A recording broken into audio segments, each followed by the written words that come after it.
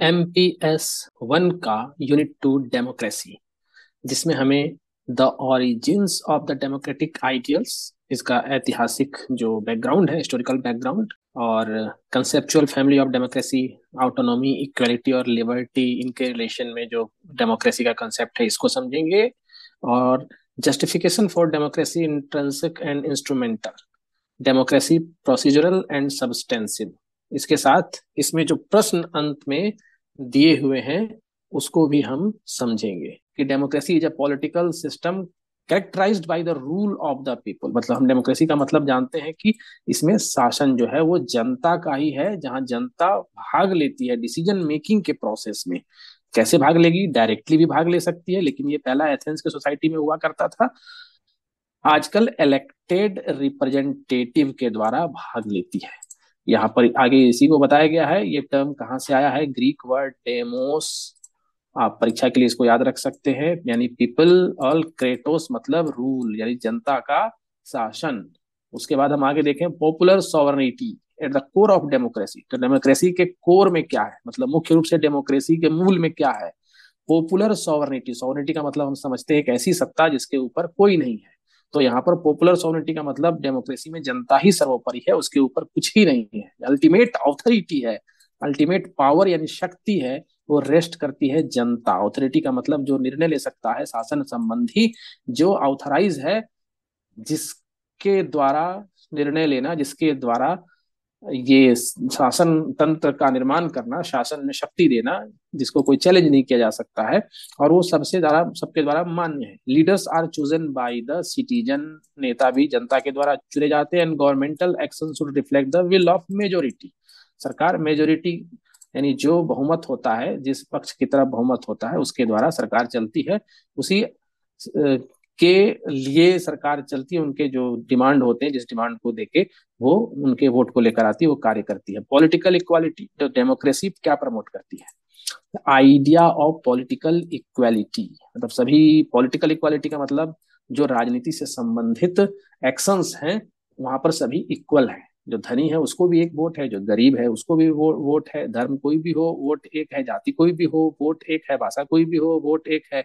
All citizen have an equal voice. एक vote का मतलब होता है सबको इक्वल वॉइस, मतलब एक ही आवाज है कि हम रखना चाहते हैं या नहीं रखना चाहते हैं। अपने जो उनके डिमांड्स हैं या उनकी जो सत्ता के प्रति अगर कोई क्रोध है तो वो उसको अपने मत के द्वारा व्यक्त कर सकते हैं डिसीजन मेकिंग प्रोसेस में।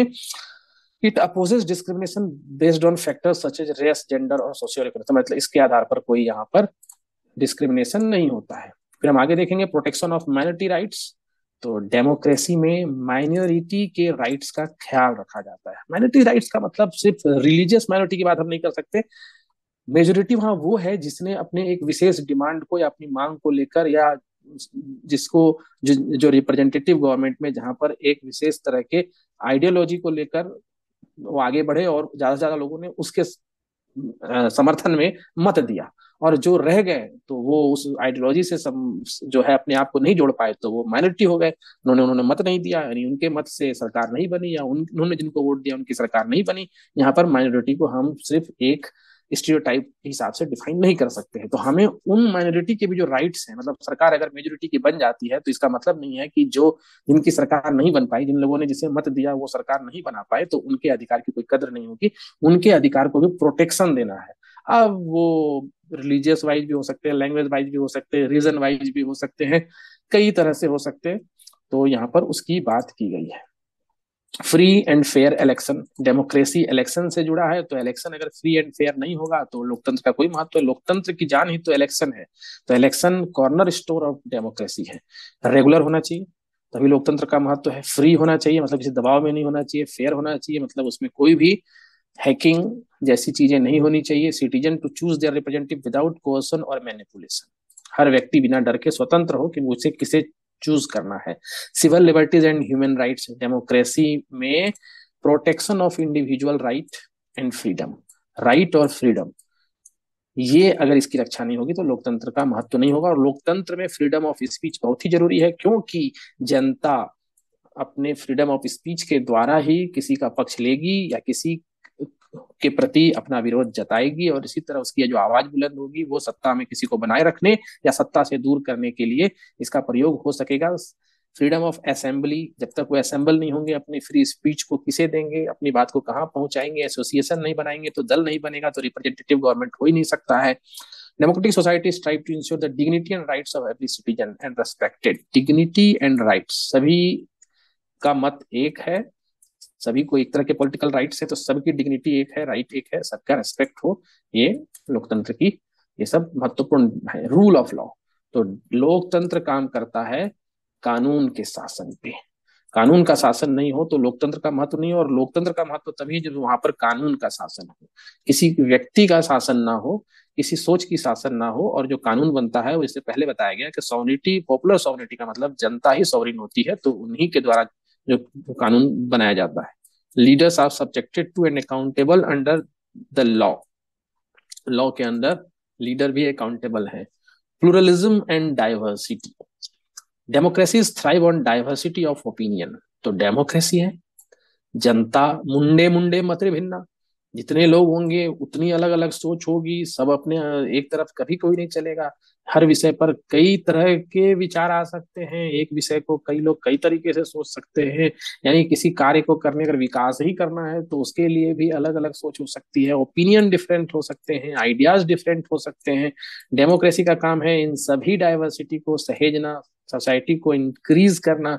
अलग अलग आइडिया और अलग अलग ओपिनियन के चलते अलग अलग पॉलिटिकल पार्टीज होते हैं, अलग अलग कैंडिडेट्स खड़े होते हैं, मीडिया आउटलेट, इंटरेस्ट ग्रुप, ये सब प्लूरलिज्म और डाइवर्सिटी को बढ़ावा मिलता है लोकतंत्र में। और लोकतंत्र का कार्य है कि जो इन्वायरमेंट है पॉलिटिकल उसे इससे बनाकर रखे। Civil society participation, civil society का मतलब होता है कि जनता की जो नागरिक समाज होता है, मतलब जो सरकार से अलग स्वतंत्र नागरिकों की संस्था होती है, वो सिविल लाइफ में उनका एक क्रूशियल पार्टिसिपेशन होता है। जो एनजीओ होते हैं, ग्रास रूट मूवमेंट्स होते हैं, एक रोल प्ले करते हैं पब्लिक ओपिनियन को शेप करने में। जनता के सोचने का ढंग, जो अपने इंटरेस्ट को लेकर, किसानों का अपना सिविल सोसाइटी हो सकता है उनके इंटरेस्ट के लिए, मजदूरों का हो सकता है, किसी भाषाई समूह का हो सकता है।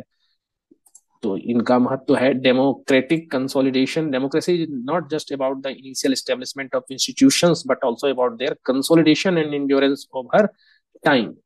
मतलब सिर्फ इंस्टीट्यूशन बन जाने से डेमोक्रेसी के, डेमोक्रेसी ये विशेष इंस्टीट्यूशन पे चलेगा, ये पार्लियामेंट है, यहाँ चुने हुए लोग आएंगे, ये संस्थाएं हैं, ये न्यायपालिका है, सिर्फ वैसे नहीं होता है। मतलब वो समय के साथ इनको भी खरा उतरना पड़ेगा। और concept of democratic consolidation involve the stable deep rooted acceptance, जो व्यवस्थाएं हैं उनमें स्थायित्व हो। प्रैक्टिस ऑफ डेमोक्रेटिक प्रिंसिपल, मतलब उन संस्थाओं के द्वारा लोकतंत्र के जो मूलभूत सिद्धांत हैं, जो लिबर्टी का है, जो जस्टिस का है, जो इंडिविजुअल या असेंबली, जो एक व्यक्ति के समूह के राइट्स का है, उन सिद्धांतों पर सोसाइटी के भीतर कार्य करें, ये भी जरूरी है। These points collectively outline the fundamental principle and characteristic that define the meaning and nature of, तो यहाँ हम मीनिंग और नेचर ऑफ डेमोक्रेसी को यहाँ पर समझ चुके हैं in the field of political science at master level. अब हम आगे देखते हैं। तो डेमोक्रेसी के एंशियंट ओरिजिन्स पे चलते हैं। तो जो डेमोक्रेटिक आइडियल्स जो हैं वो हमें पुरानी सभ्यताओं में भी लोकतंत्र के बारे में, हमें लोकतंत्र के अनुभव प्राप्त होते हैं।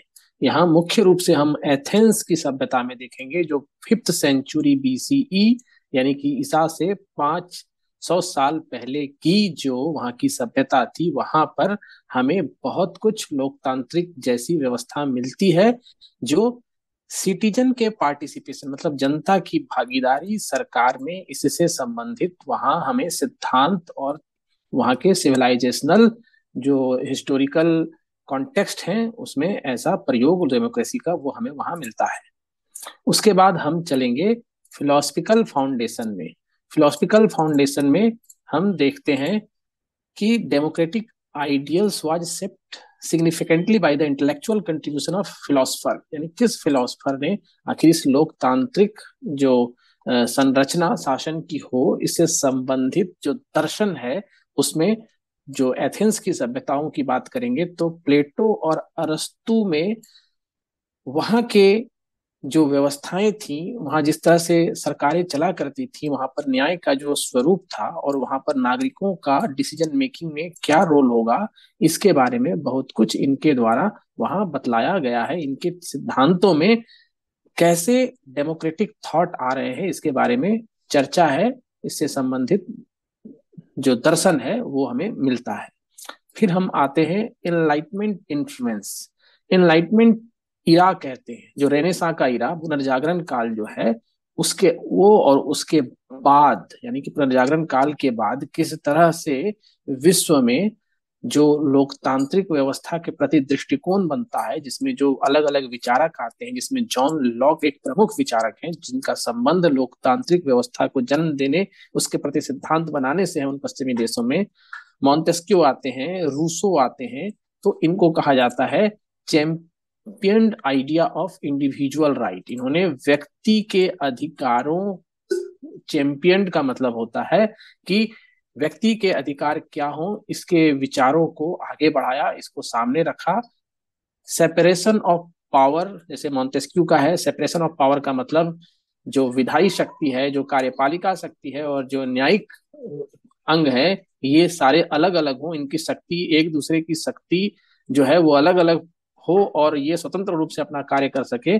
सोशल कॉन्ट्रैक्ट की theory, influencing the democratic ideals embraced in subsequent centuries.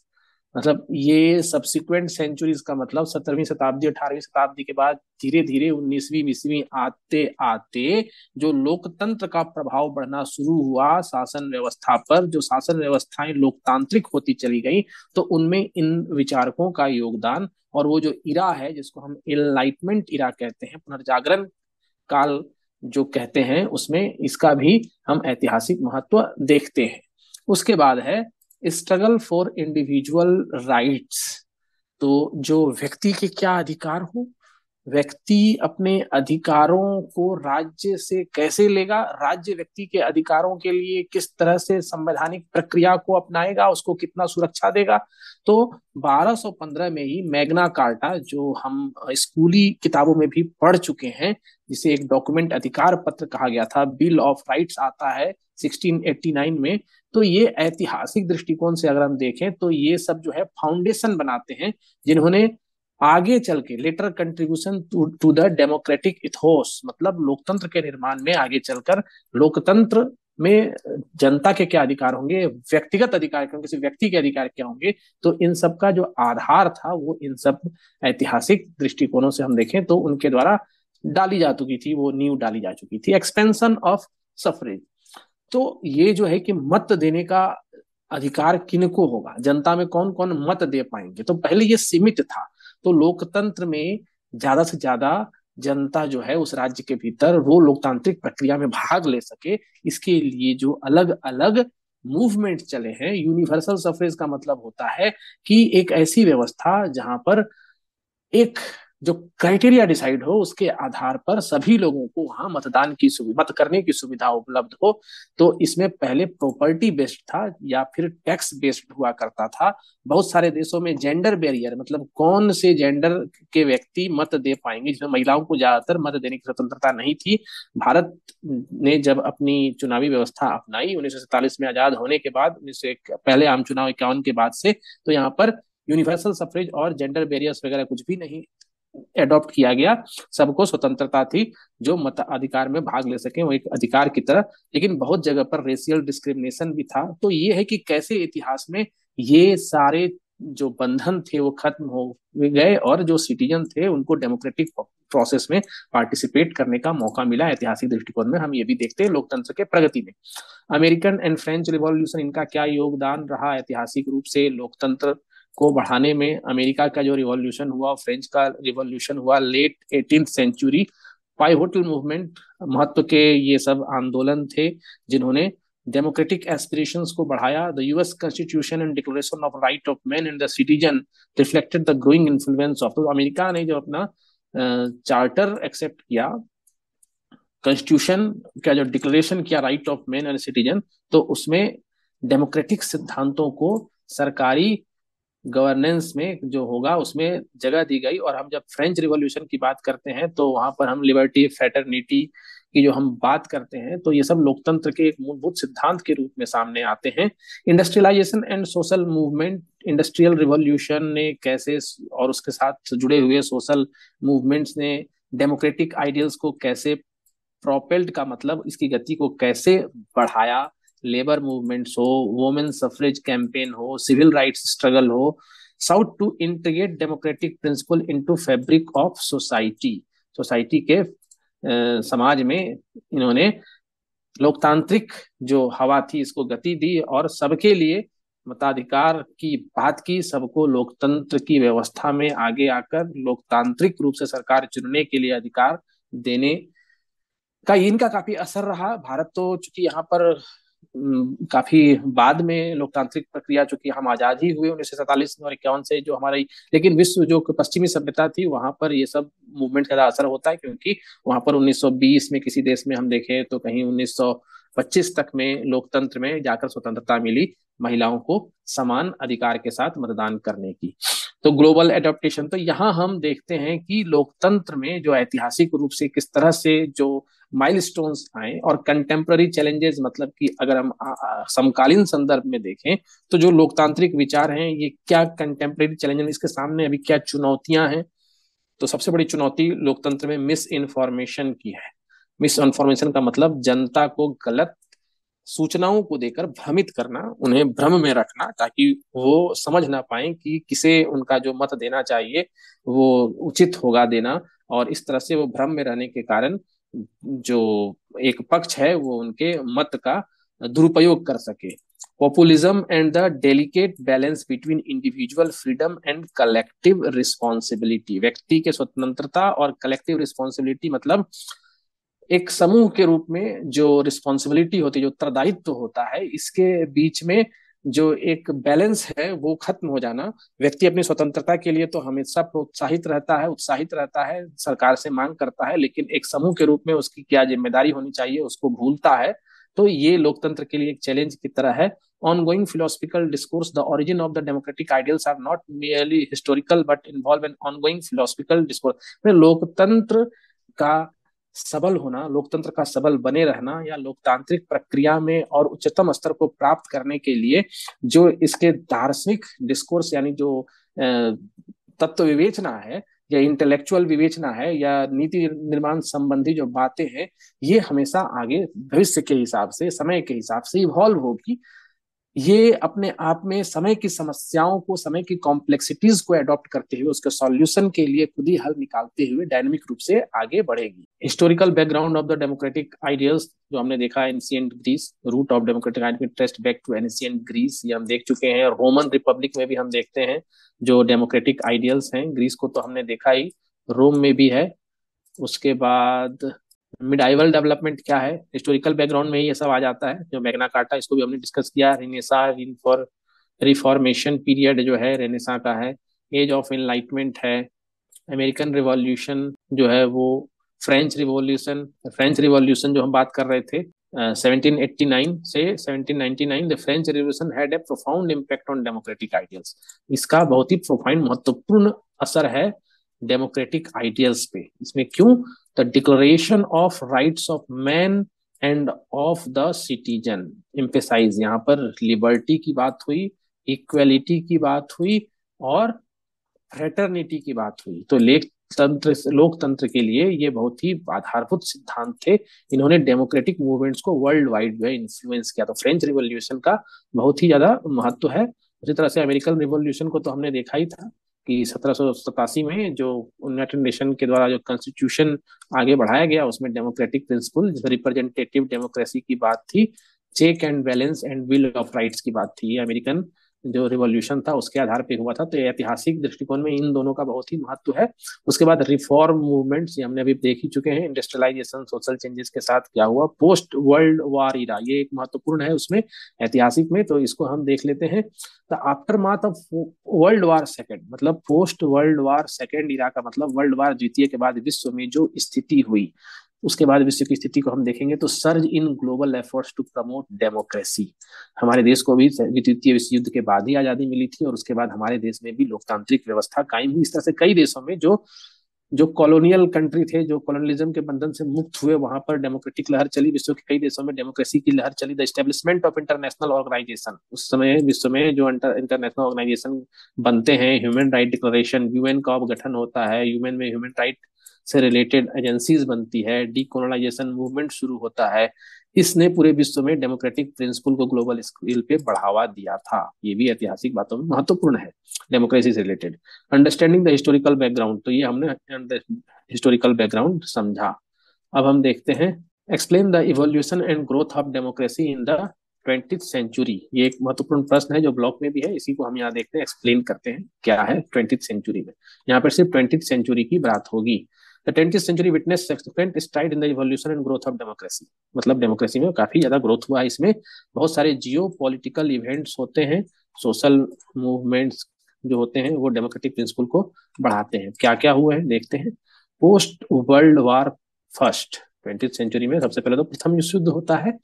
तो इसमें क्या है कि बहुत सारे एम्पायर कोलैप्स कर जाते हैं, बहुत सारे न्यू नेशन स्टेट आते हैं, लीग ऑफ नेशन का गठन होता है 1920 to promote international cooperation and collective security. उसके बाद while democratic ideals were advanced, the interwar period also witness the rise of authoritarian regime. तो इस समय में हम देखते हैं कि लोकतांत्रिक सिद्धांत धीरे धीरे आगे तो बढ़ रहे थे, लेकिन इस समय ज्यादातर जगह ऑथोरिटेरियन रिजीम भी बना। हम देखते हैं इटली में मुसोलिनी और जर्मनी में हिटलर का उदय इस फर्स्ट विश्व युद्ध के बाद ही होता है।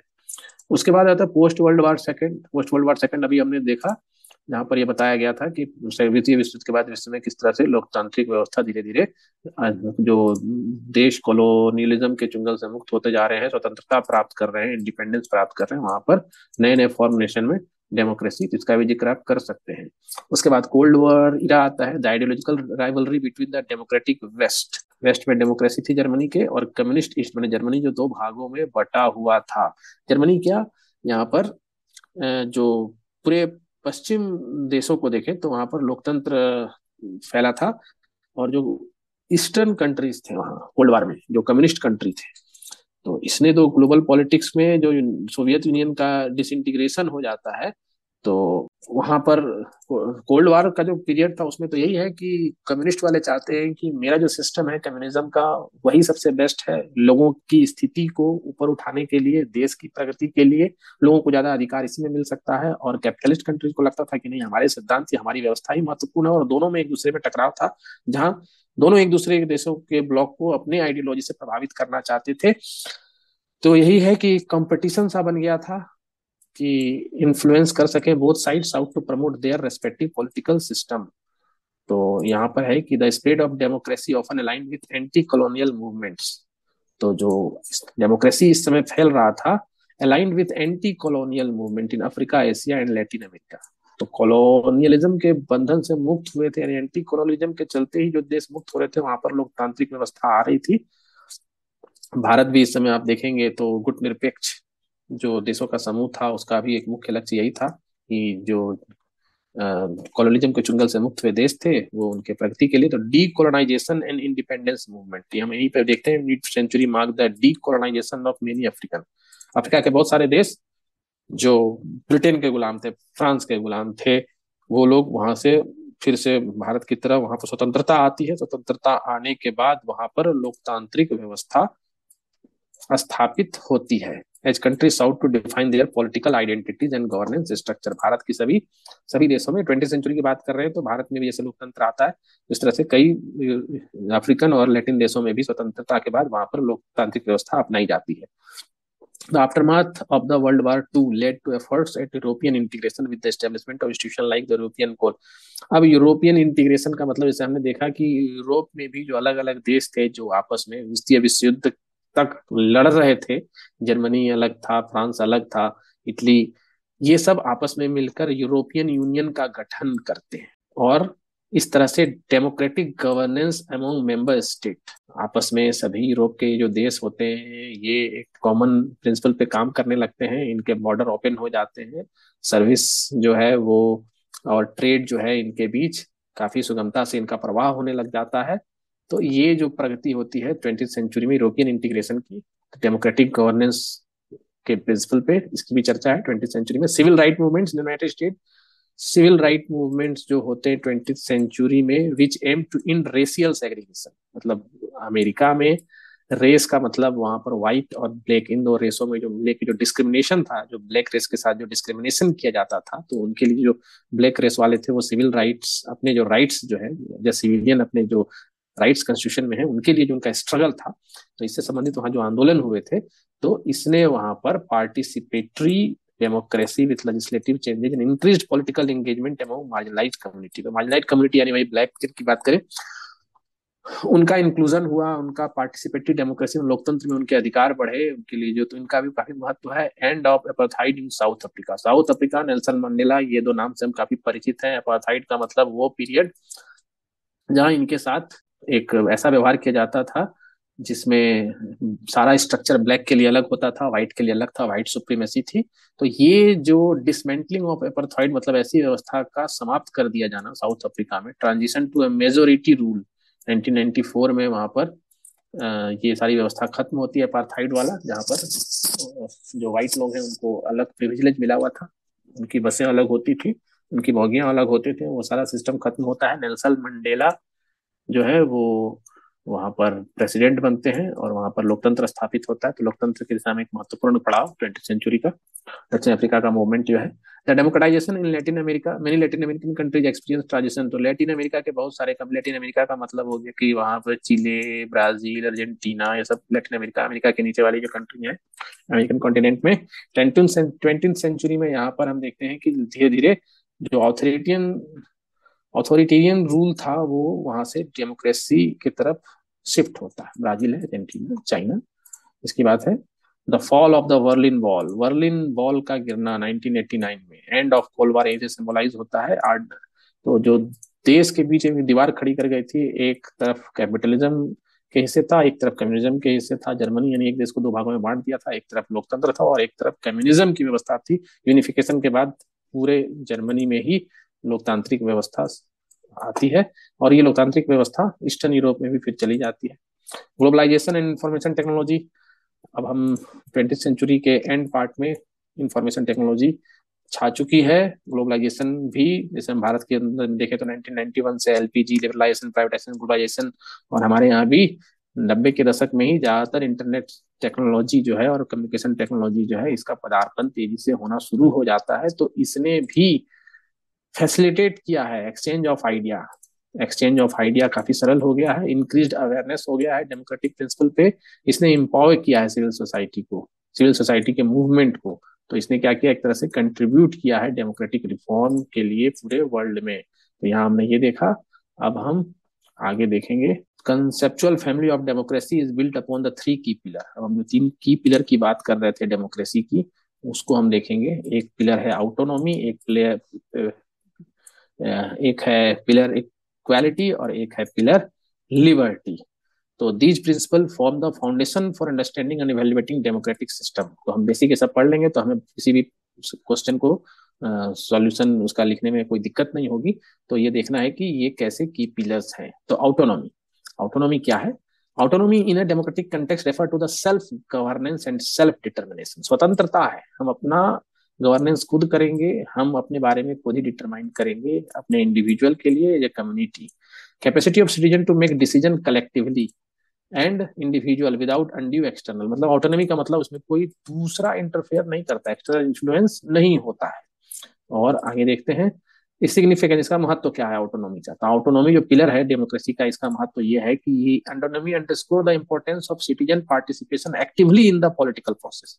स्वतंत्रता है तो एक्टिव होकर पॉलिटिकल प्रोसेस में भाग लेते हैं, having the ability to shape their own destinies, अपना भविष्य, अपना भाग्य खुद लिखेंगे, and collectively decide matter that affect their life, हमारे जिंदगी को जो मैटर अफेक्ट करेगा हम खुद।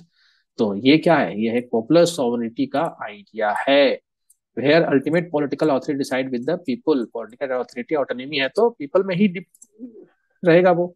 उसके बाद इक्वालिटी है, इक्वालिटी जो पिलर है उसके बारे में क्या कहते हैं, ये भी लोकतंत्र का एक पिलर है। Equality is the foundational democratic principal that assert the equal worth and right of all individual, सभी लोग बराबर हैं, सभी एक ही जैसे कीमती हैं, सबकी कीमत एक है। It extend beyond mere legal equality to encompass social economic, ये तीन वर्ड हैं, and political, social economic and political dimension, दो ये तीन सिद्धांतों पर ही, यानी ये तीनों डायमेंशन जो है, सोशली भी राइट्स जो है, इक्वालिटी, सामाजिक समानता भी हो, आर्थिक समानता भी हो, और राजनीतिक भी, तीनों डायमेंशन में striving for fair distribution of resource and opportunity. तो ये तीनों होगा तो क्या होगा, रिसोर्स और अपॉर्चुनिटी का फेयर डिस्ट्रीब्यूशन होगा।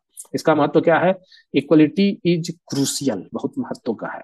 Preventing the concentration of power and privilege, मतलब किसी विशेष के पास ही शक्ति और अधिकार संपन्न वही ना हो जाए, उन्हीं के हाथों में सब कुछ ना हो, कुछ लोगों के पास ही ना हो। तो इसलिए बराबरी रहेगा तो सबको मौका मिलता है कि citizen should have an equal voice, सबको इक्वल वॉइस हो डिसीजन मेकिंग का, सबको इक्वल वोट है प्रोसेस में भाग लेने का। बेसिक गुड्स, जो भी बेसिक गुड्स हैं उसमें, basic good, basic service, basic opportunity में सबकी भागीदारी समान है, इक्वल है।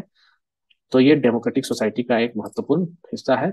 अब लिबर्टी, लिबर्टी क्या है, लिबर्टी और फ्रीडम ये भी एक पिलर है लोकतंत्र का। ये तीन पिलर की बात की गई है, इसी को हम समझ रहे हैं।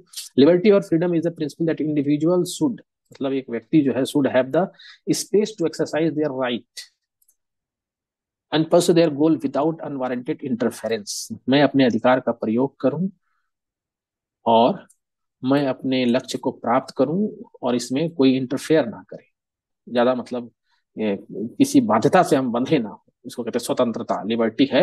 It involves protection against arbitrary government action.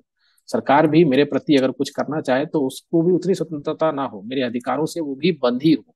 And the preservation of individual freedom and civil liberties, जैसे हमारे देश में फंडामेंटल राइट्स है, सरकार भी उन फंडामेंटल राइट्स को बाधित नहीं कर सकती, उसके लिए भी उपाय हैं।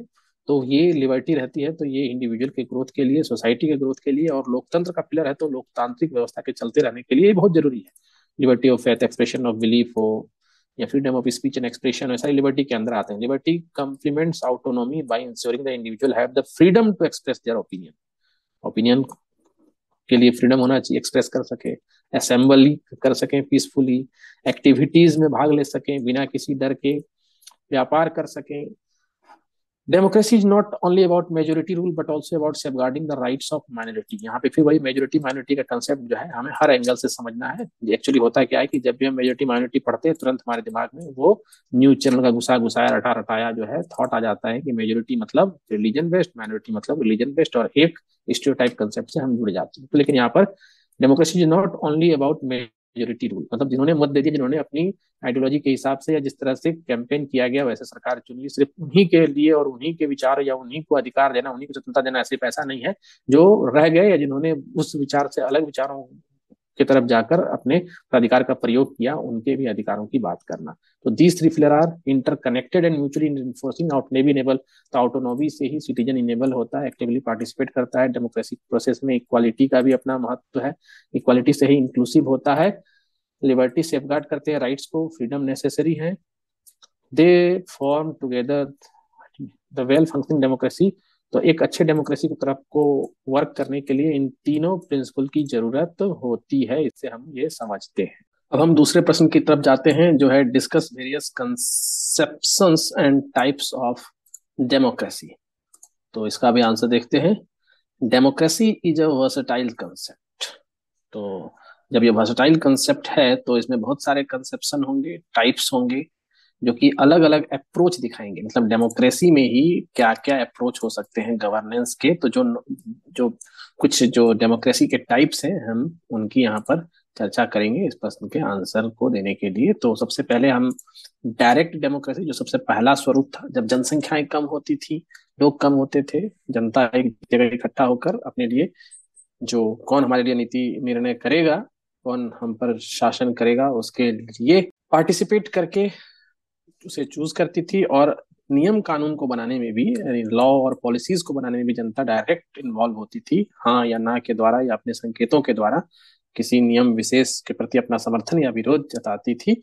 Often involve citizen voting on legislative proposal and it is most feasible in small communities. तो अब स्मॉल कम्युनिटीज तो जनरली नहीं है, तो ये मुख्यतः ऐसी व्यवस्थाएं एलिसियंट एथेंस और भारत में भी, जो वैशाली गणराज्य या कई गणराज्य थे उस समय के, जिनका इतिहास में वर्णन कम ही देखने को मिलता, लेकिन अब वो सब भी हमारे सामने आ रहे हैं ऐतिहासिक संदर्भ, यहाँ पर डायरेक्ट डेमोक्रेसी के बारे में चर्चा होती है। रिप्रेजेंटेटिव डेमोक्रेसी, जो रिप्रेजेंटेटिव डेमोक्रेसी का मतलब है कि जहाँ इनडायरेक्ट डेमोक्रेसी, जनता के चुने हुए प्रतिनिधि जो है वो मुख्य रूप से नियम और कानून को बनाते हैं, शासन करते हैं। और यहाँ लोकतंत्र में जनता अपने प्रतिनिधियों को चुनती है। Citizen elect representative who then make decision on their behalf, मतलब उनके बिहाफ पर वो डिसीजन लेते हैं, नीतियां बनाते हैं। तो इसमें क्या है कि जनसंख्या अगर बहुत बड़ी, लार्ज सोसाइटी में भी ये अच्छे तरीके से कार्य करता है। ये दो मुख्य रूप जो हुए।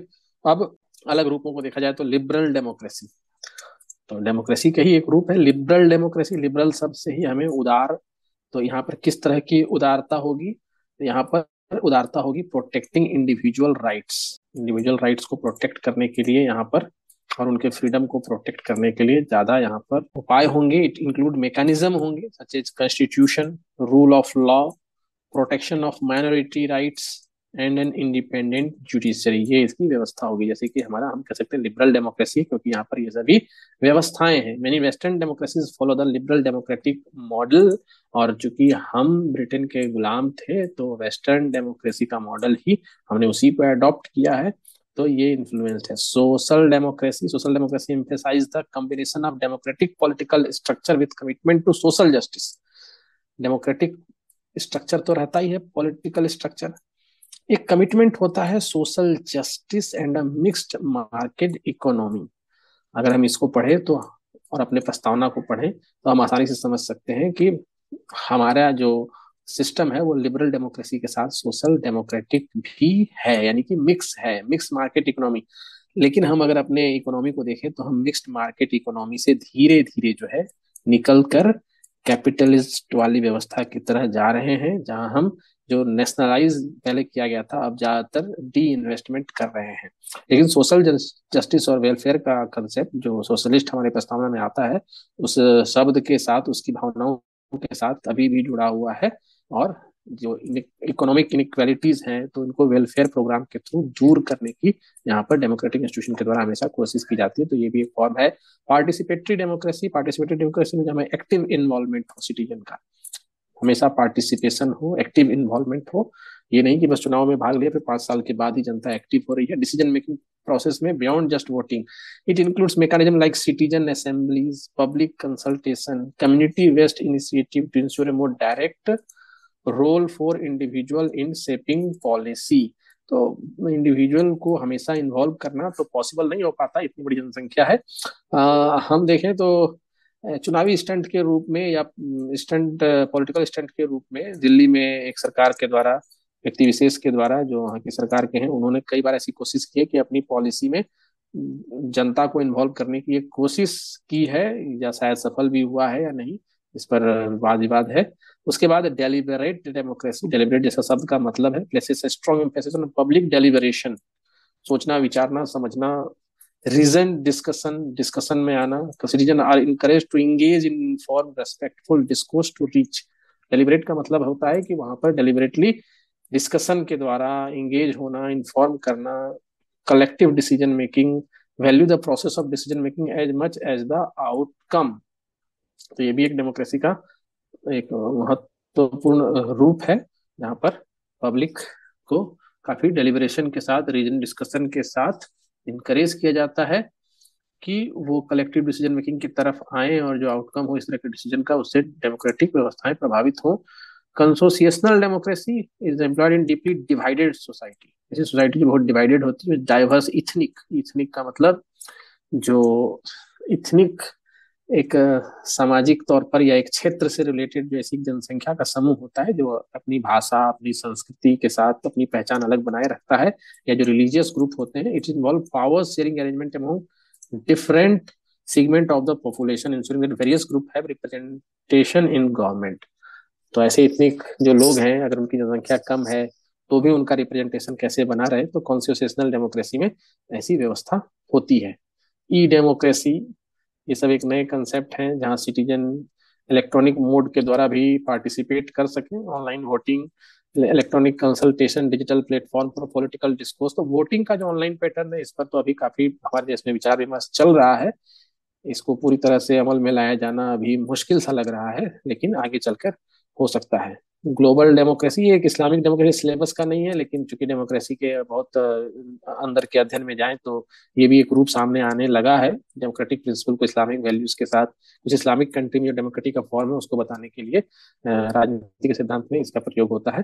Global democracy with increase globalization the concept of global democracy is gain this involve the idea of international institution. Global democracy का मतलब पूरे ग्लोब में इंटरनेशनल जो इंस्टीट्यूशन है, ट्रीटी एग्रीमेंट्स हैं, कैसे ये डेमोक्रेटिक प्रिंसिपल मतलब इनमें भी लोकतांत्रिक विचार हो, लोकतंत्र को मजबूती करने वाली बातें इसमें हो, एड्रेस करें ग्लोबल चैलेंजेस को लोकतंत्र की भावना के साथ, विश्व स्तर पर जो है वो कॉन्सेंसस बिल्डिंग हो, तो इसकी बात है। ऑथोरिटेरियन डेमोक्रेसी तो हम अपने सिलेबस के हिसाब से देखें तो ये हमने देखा। इसके बाद हम चलते हैं इसी में representative democracy and it's critics, इसको हम यहाँ समझते हैं। तो रिप्रेजेंटेटिव डेमोक्रेसी क्या है? Representative democracy is a form of governance in which citizen elect representative. तो रिप्रेजेंटेटिव डेमोक्रेसी में सिटीजन रिप्रेजेंटेटिव को इलेक्ट करते हैं जो डिसीजन लेते हैं उनके बिहाफ पर।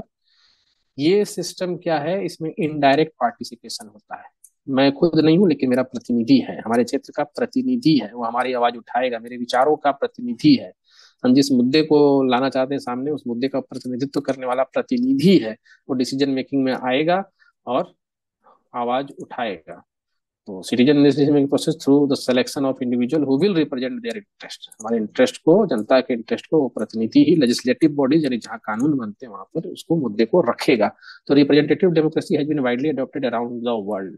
आज तो मुख्यतः विश्व इसी डेमोक्रेटिक रिप्रेजेंटेटिव पर चलता है। ये लार्ज एंड डाइवर्स सोसाइटी के लिए उपयुक्त है। सोसाइटी लार्ज हो गई है, डाइवर्स हो गई है। इसके कैरेक्टरिस्टिक क्या है रिप्रेजेंटेटिव डेमोक्रेसी के? तो कैरेक्टरिस्टिक का मुख्य लक्षण जो है इलेक्टेड रिप्रेजेंटेटिव्स होते हैं। Citizen vote to elect representatives, वही पार्टिसिपेट करते हैं लेजिस्लेटिव बॉडी में, पार्लियामेंट में या फिर विधानसभा में। लिमिटेड डायरेक्ट पार्टिसिपेशन, तो सिटीजन को, तो जनता को ये शक्ति होती है कि वो अपने प्रतिनिधि चुने। तो इसमें क्या है कि सिटीजन को डायरेक्ट इन्वॉल्व होने का मौका मिलता है, लेकिन वो डायरेक्ट इन्वॉल्व नहीं हो सकते पॉलिसी मेकिंग में। चुनाव में तो डायरेक्ट इन्वॉल्व होते हैं, डायरेक्ट चुनते हैं, लेकिन जब पार्टिसिपेशन होता है डेमोक्रेसी के जो प्रोसेस है, जैसे डायरेक्ट डेमोक्रेसी में जनता का समूह पॉलिसी मेकिंग में डायरेक्ट भाग लेता है, यहाँ पर प्रतिनिधि भाग लेते हैं, तो ये लिमिटेड हो जाता है। डायरेक्ट पार्टिसिपेशन जो है लिमिटेड हो जाता है। उसके बाद है चेक्स एंड बैलेंसेस। तो रिप्रेजेंटेटिव डेमोक्रेसी जो है incorporate mechanisms such as the constitution, separation of power and an independent judiciary to prevent the abuse of power। तो जहां पर रिप्रेजेंटेटिव डेमोक्रेसी है, जैसे हम भारत में देखें तो यहाँ पर कॉन्स्टिट्यूशन की व्यवस्था होगी, संविधान में जनता के चुने हुए प्रतिनिधि किस तरह से कार्य करेंगे, संसद में किस तरह से कार्य होगा, नीतियां कैसे बनेंगी, ये सारा नियम जो राजनीतिक व्यवस्थाओं के लिए जो नियमबद्ध व्यवस्था होती है वो कॉन्स्टिट्यूशन में होती है। सेपरेशन ऑफ पावर, जो शासन के अंग हैं वो उनकी शक्ति, उन सब स्वतंत्र रूप से अपनी शक्ति का इस्तेमाल कर सके।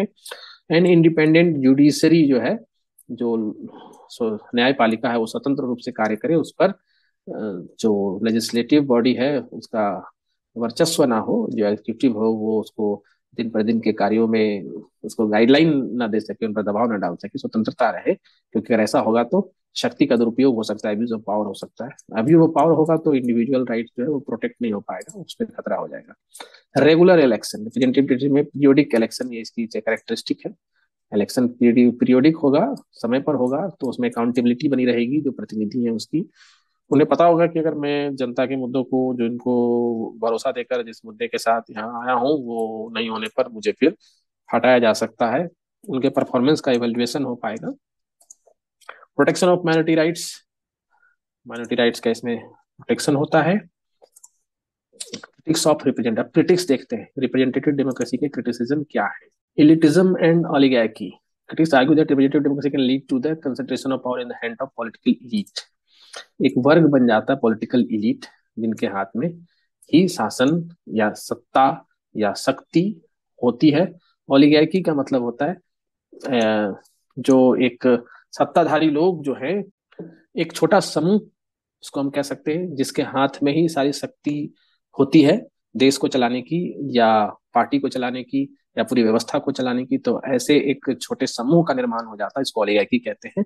और इलेक्टेड रिप्रेजेंटेटिव में become disconnected from the need and concern of the broader population, क्योंकि फिर उन्हें लगता है कि अब सत्ता हमारे हाथ में और हमारे हाथ में ही आती रहेगी, और हम जैसे चाहे वैसे अपना कार्य कर सकते हैं, और हम पर जनता के विपरीत निर्णयों का भी कोई असर नहीं पड़ेगा। Limited citizen participation. Some argue that representative democracy restrict direct citizen involvement. Direct citizen का जो इन्वॉल्वमेंट है वो रिस्ट्रिक्टेड होता है डिसीजन मेकिंग में। इससे क्या होता है कि political efficacy and engagement among the population. तो अब जब नीति निर्माण में ही भागीदारी कम होती है, डिसीजन मेकिंग में ही भागीदारी कम होती है, तो इसका क्रिटिसिज्म ये है कि जो पॉपुलेशन है, जो जनता का समूह है, जो जनसंख्या है, उसकी जो इंगेजमेंट है, पॉलिटिकल इंगेजमेंट है या राजनीतिक चेतना धीरे धीरे लुप्त होते जाती है। सिर्फ मत देना, बस इतनी ही चेतना रह जाती है, उसके बाद पॉलिटिकल प्रोसेस में कोई इन्वॉल्वमेंट नहीं होने के चलते राजनीतिक चेतना का खात्मा हो सकता है। Manipulation by interest group. तो रिप्रेजेंटेटिव डेमोक्रेसीज में भी susceptible to influence from powerful interest group. जो पावरफुल इंटरेस्ट ग्रुप होते हैं, जो किसी के हित को साधने के लिए एक समूह के रूप में कार्य करते हैं, वो कैसे लॉबिंग करके प्रभावित करते हैं। अगर उनमें से कोई इंटरेस्ट ग्रुप बहुत पावरफुल है तो वो अपने नीतियों को अपने हिसाब से अपने फेवर में कर सकता है। जैसे हम देखें कि व्यापारियों का समूह अपने लिए विशेष तरह के नियम बनवा सकता है जिसमें उनको राहत हो, या अलग अलग जो इंटरेस्ट ग्रुप हो सकते हैं, इसमें मान लीजिए मजदूरों का ग्रुप एक इंटरेस्ट ग्रुप है, तो कुछ ऐसे ग्रुप हो सकते हैं जो उनका हो, जो मिल मालिकों का समूह हो, फैक्ट्री वालों का समूह हो, वो ऐसी नीतियां बना सकते हैं जैसे कि लेबर लॉ को हानि हो, यानी लेबर्स को नुकसान हो, लेबर संबंधित लॉ कमजोर हो जाए। Election issues. Critics highlight issue related the electoral process, इसको gerrymandering, voter suppression and influence of money in politics which can undermine the fairness and integrity. Election की सबसे बड़ी समस्या है money in politics. Voter suppression. बहुत सारे राज्यों में हम देखते हैं कि वोटर को सप्रेस किया जाता है या उनकी जगह कोई और वोट डाल देता है। Fairness and integrity of election, मतलब इलेक्शन कितना फेयर रहेगा, तो उसकी इंटीग्रिटी पर खास करके जब व्यवस्था थी कि मत पत्र का प्रयोग होता था, तो उस समय तो काफी ज्यादा ही लोकतंत्र में इस तरह के व्यवहार चलते थे जहां पर पूरे के पूरे बूथ को कैप्चर कर लिया जाता था। लेकिन जब से ईवीएम है, लेकिन फिर भी ईवीएम में भी और मतदाता पहचान पत्र होने के बाद भी कई जगह पर दबाव के द्वारा दूसरे का वोट किसी और के द्वारा डाला जाता है। और जो जेरिमेंटरिंग है, जहां पर manipulate the boundaries of electoral constituency, तो एक पार्टी या क्लास को फेवर करने के लिए जो प्रोसेस अपनाए जाते हैं, तो ये सब जो है इनकी क्रिटिसिज्म में है। Slow decision making the representative system में स्टेबिलिटी प्रोवाइड होने के बाद इसका जो दुष्प्रभाव वो होता है, इसको क्रिटिसाइज किया जाता है कि यहाँ पर निर्णय बहुत ही स्लो, यानी स्लो प्रोसेस से लिए जाते हैं, तो स्विफ्ट एक्शन नहीं हो पाता है, इसके क्रिटिसिज्म में बताया जाता है। उसके बाद हम देखेंगे distance between representative and constituents. The geographical and social distance between representatives and their constituents can create a lack of understanding. आजकल हम क्या देखते हैं कि पहले, आज से 40 साल पहले आबादी कितनी कम थी, एक एमपी कितने लोगों का प्रतिनिधित्व करता था, और जिस क्षेत्र में आबादी इतनी ज्यादा हो गई है कि ज्योग्राफिकल लैंड तो वही है, सीमाएं वही हैं, और एक एमपी कितने ज्यादा लोगों का प्रतिनिधित्व करता है। तो एक रिप्रेजेंटेटिव जो जनता का है, वो अपने को जानता भी नहीं है कि अब शहर में मोहल्ले कितने हो गए हैं और गांव कितने हो गए हैं और कौन सी सड़कें हैं, और वो जनता से ना उतना जुड़ाव महसूस कर पाता है, ना उनकी समस्याओं को समझ पाता है। तो जो दूरियां हैं वो काफी बढ़ चुकी है, ना उनके दर्द को समझ पाता है, ना उनके लिए सही निर्णय ले पाता है। तो ये एक हानि है। Political polarisation. रिप्रेजेंटेटिव डेमोक्रेसी में भी प्रोन टू पॉलिटिकल पोलराइजेशन।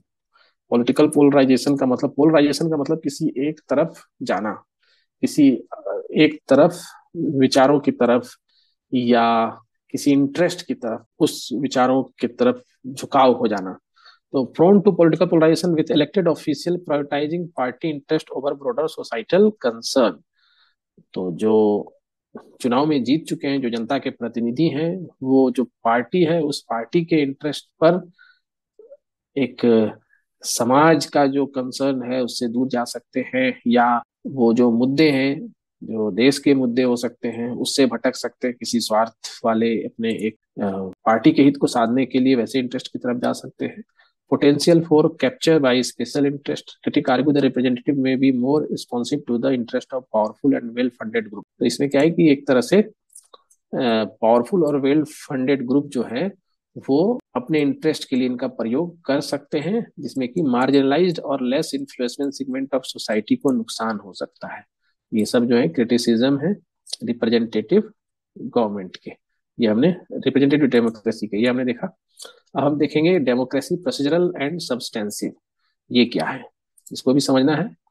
तो प्रोसीजरल डेमोक्रेसी क्या है? Procedural democracy emphasises the democratic process itself. तो प्रोसीजरल डेमोक्रेसी में मुख्य रूप से लोकतांत्रिक जो प्रक्रिया है उस पर फोकस होता है, focusing on the procedures and mechanism through which decision are made. तो लोकतंत्र, लोकतंत्र के इंस्टीट्यूशन, उस इंस्टीट्यूशन में क्या क्या होगा जिससे समझा जाएगा कि यहाँ पर लोकतंत्र है, यहाँ पर बस उनका ही महत्व होता है। Which are made and power is exercised, इसी बात को यहाँ पर ये कहना चाहता है। It is concern with the fairness, transparency and inclusiveness of the political process rather than the specific outcome और पॉलिसी। तो प्रोसीजर का मतलब सिर्फ प्रोसेस पे ध्यान दो कि कैसा था प्रोसेस। लोकतंत्र में जो प्रोसेस होना चाहिए फेयर है, मतलब कोई झालमेल तो नहीं हुआ, ट्रांसपेरेंसी है और सबको इसमें मौका मिला, अगर ऐसा पॉलिटिकल प्रोसेस है तो खुश हो गए। लेकिन ये नहीं देखा कि इन पॉलिसी से जो मामला निकल के सामने आया, जो नीतियां बनी, उन नीतियों का आकलन कैसे करें, उस नीतियों से लोकतंत्र का कुछ भला हो सकता है या नहीं हो सकता है। सिर्फ हमने देख लिया प्रोसेस सही है, मतलब ऐसे कहे कि अगर किताब में लड्डू बनाने का प्रोसेस लिखा हुआ है, आपने सारा फॉलो कर दिया, तो मान लिया गया कि लड्डू स्वादिष्ट ही बना होगा। लेकिन वो लड्डू कैसा बना उस पर ध्यान नहीं देकर प्रोसेस को फॉलो कर लिया, सिर्फ उस पर ध्यान देना। तो यहाँ पर प्रोसीजरल डेमोक्रेसी, प्रोसीजर जो होने चाहिए लोकतांत्रिक व्यवस्था में, उसको देख लिया गया। तो इसी के बारे में बताया गया। फ्री एंड फेयर इलेक्शंस जो है की फीचर ऑफ प्रोसीजरल डेमोक्रेसी। की फीचर क्या है? तो जो फीचर अगर फॉलो हो गया तो हम समझेंगे प्रोसीजरल डेमोक्रेसी है और ये सफल है।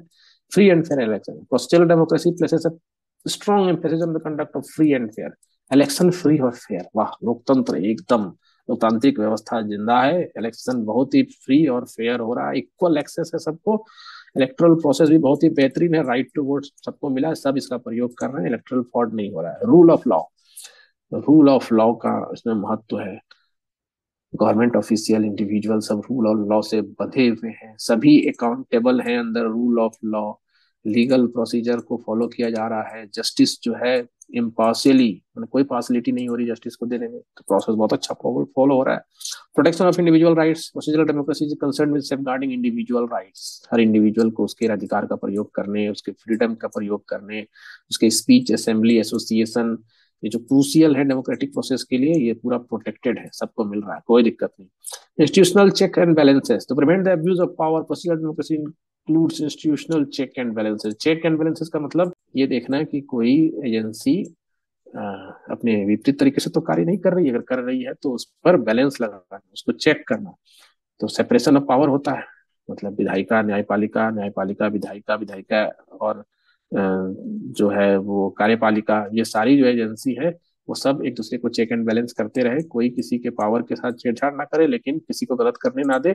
इस तरह से इंस्टीट्यूशनल चेक एंड बैलेंस, ऐसा प्रोसेस भी सही तरीके से चल रहा है। ट्रांसपेरेंसी है, अकाउंटेबिलिटी है, गवर्नमेंट इंस्टीट्यूशन जो है वो अकाउंटेबल है पब्लिक के प्रति। फ्रीडम ऑफ इंफॉर्मेशन लॉ, ये भी है। सिविल लिबर्टीज, सिविल लिबर्टीज, तो प्रोटेक्शन ऑफ सिविल लिबर्टीज है, राइट ऑफ माइनॉरिटीज है, ये की एस्पेक्ट है प्रोसीजरल डेमोक्रेसी के।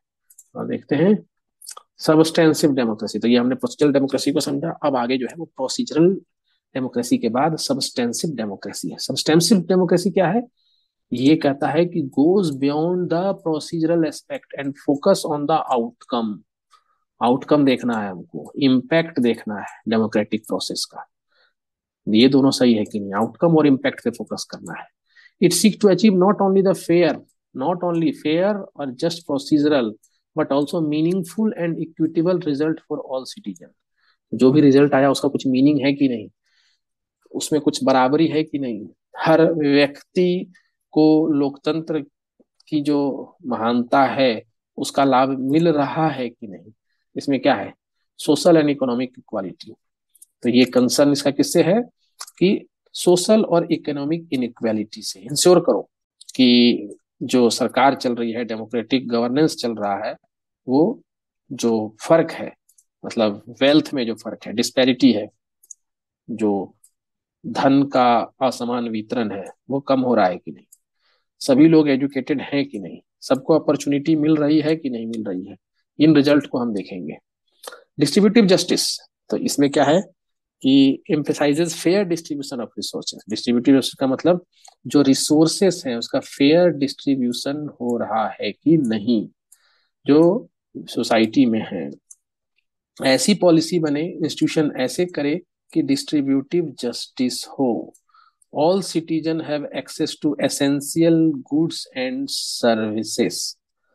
गुड एंड सर्विसेज का मतलब हो गया रिसोर्सेज में गुड्स तो मिले ही, सबको राशन मिले, सबको पानी मिले, बेसिक चीजें मिले, जिसके पास नहीं है उसके पास वेलफेयर से पहुंचे।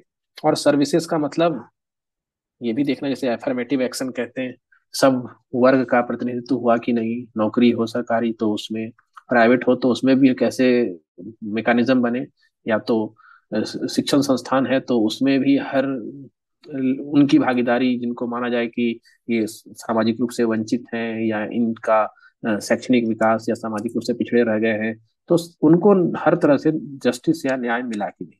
Substantive democracy call for policies that are inclusive and considerate of diverse need within society. तो इसमें क्या है कि इंक्लूसिव, सबको inclusive, it seek to prevent the marginalization of certain group based on factors. मतलब मार्जिनलाइजेशन नहीं होना चाहिए, रेस बेस्ड हो, जेंडर बेस्ड हो या सोशियो इकोनॉमिक स्टेटस बेस्ड हो, कोई मार्जिनलाइज ना रहे, सब मेन स्ट्रीम में हो। पार्टिसिपेटरी अपॉर्चुनिटी फॉर ऑल, तो सब्सटेंसिव डेमोक्रेसी क्या करती है, एक्टिव पार्टिसिपेशन को इनकरेज करती है डिसीजन मेकिंग में बाय ऑल सिटीजन। तो इसके लिए क्या होगा, अपॉर्चुनिटी पैदा करना पड़ेगा, जो मार्जिनलाइज्ड ग्रुप हैं वो पार्टिसिपेट करें पॉलिसी बनाने में, जो उनके निर्णय को, जो उनके जिंदगी को प्रभावित करता है। तो ये देखना है। इन्वायरमेंटल सस्टेनेबिलिटी, सब्सटेंसिव डेमोक्रेसी में extend its concern to environmental sustainability. यहाँ आजकल वातावरण की बात है भाई, इन्वायरमेंट की बात है। सस्टेनेबल का मतलब आज है, कल भी वैसा ही रहे, सस्टेन करे, जैसी स्थिति है उसमें डिटरेशन कम से कम हो, तो well being of current and future, जाने वाले जनरेशन का भी ख्याल रखा जाए। क्वालिटी ऑफ लाइफ इंडिकेटर, मतलब substantive democracy indicator quality of life, well being and overall development of, अच्छी जिंदगी के कुछ सूचक होते हैं, उन सूचकों से पता चलता है कि जिंदगी कैसी है।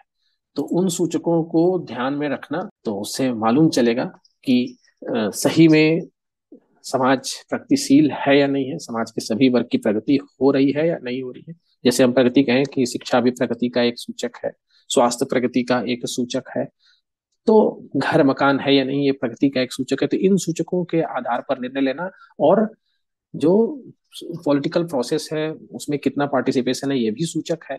सरकारी नौकरियों में या प्राइवेट नौकरियों में जो वंचित ग्रुप है वो कितना अवसर मिलता है, ये भी एक सूचक है। Civil education and awareness the ensure meaningful participation, emphasize civil education की बात करेगा, and awareness to empower citizen इसकी बात करेगा। कल्चरल एंड आइडेंटिटी राइट्स की बात करेगा। It is important note the procedure and substantive democracy are not mutually exclusive but rather complementary. ये दोनों एक दूसरे के कंप्लीमेंट्री हैं, मतलब दोनों आपस में एक दूसरे को कंप्लीमेंट्री हैं। और एक कम्प्रिहेंसिव डेमोक्रेटिक सिस्टम, सिर्फ एक से काम नहीं चल सकता है, दोनों हो तो ही डेमोक्रेटिक सिस्टम और कम्प्रिहेंसिव सिस्टम पूरक है एक दूसरे के, एक के बिना एक दूसरा अधूरा है, इसलिए इसे कॉम्प्लीमेंट्री कहा गया है। Justification for democracy intrinsic and instrumental, ये भी एक दो हमने देखा जिसकी ब्लॉक में बात की गई है। Intrinsic and instrumental justification for democracy. Democracy is often justified on both intrinsic and instrumental grounds, reflecting its value as both a normative political idea and mean to achieve certain desirable outcome. This justification provide insight into why democracy is considered a preferable form of governance. तो यहाँ हम देखते हैं intrinsic justification क्या है, inherent value of freedom and equality. Intrinsic जो है उसका मतलब हम ये समझ सकते हैं कि मतलब मूलभूत रूप से कोई चीज क्या है, उसकी प्रकृति क्या है। तो जब हम किसी चीज की प्रकृति को, इंट्रिंसिक जस्टिफिकेशन क्या है कि fundamental principle such as freedom and equality, all individual are considered morally equal, human dignity की बात है, इथिकल एंड मोरल इम्पेरेटिव की बात है, इंस्ट्रूमेंटल जस्टिफिकेशन की बात है।